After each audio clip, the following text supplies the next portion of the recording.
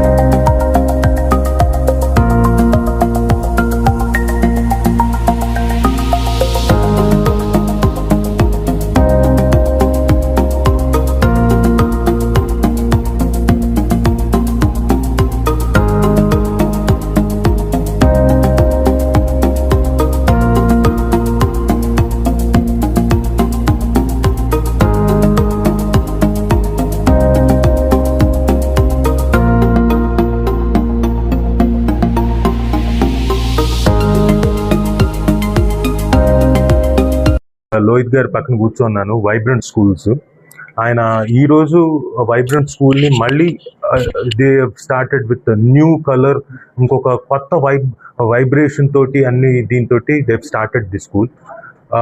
ఈ రోజున వాళ్ళ స్టూడెంట్స్ ఎవరైతే ఈ స్కూల్లో ర్యాంకులు సాధించారో, అంటే 583, 466, almost all very near to 600కి దగ్గరలోకి సాధించిన వాళ్ళ పిల్లల్ని కూడా వాళ్ళు సత్కరించి ఈ రోజున చిన్న గెట్ టుగెదర్ లా చేశారు.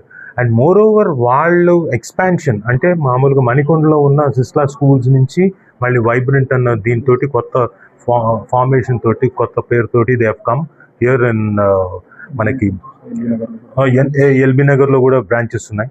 So they have started.